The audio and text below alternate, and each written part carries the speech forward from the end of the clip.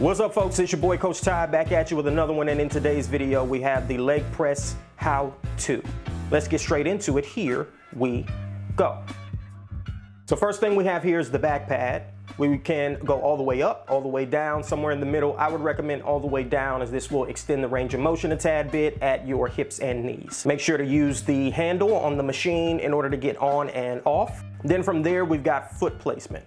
We've got width and height. So the width doesn't make a whole lot of difference. Just use what feels comfortable. You can start by using what you would do on a normal squat. This won't change the range of motion though, so just do what's comfortable. So here I don't have my feet too high or too low, and you should go with this if overall leg development is your goal with this exercise. If you're trying to get an even amount of quads and glutes, the range of motion is about the same in both places.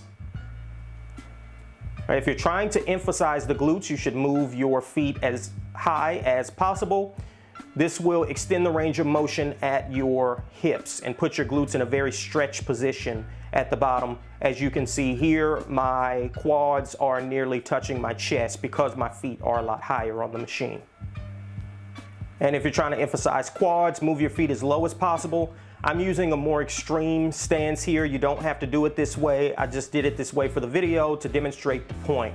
You can see my calves are nearly, or are, touching my hamstrings at the bottom here.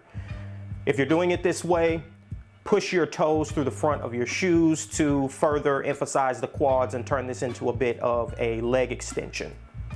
With that being said, let's move on to some do nots. Our first one, short range of motion. We want to get the longest range of motion possible, always, which leads to a very natural question, which is, how do I know how low to go? If your lower back or butt are rising off of the pad, you've gone too low.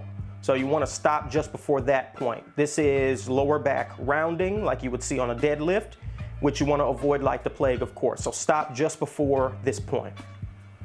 And our final do not is knee valgus. The knees collapsing in. This will put a lot of unnecessary stress on the knee joint, so make sure to push your knees outward as you're performing each rep. And that's it for today's video, folks. I hope that's helpful. Please like, comment, subscribe, and share. Watch another simplified video, and I will see you with the next one. Deuces.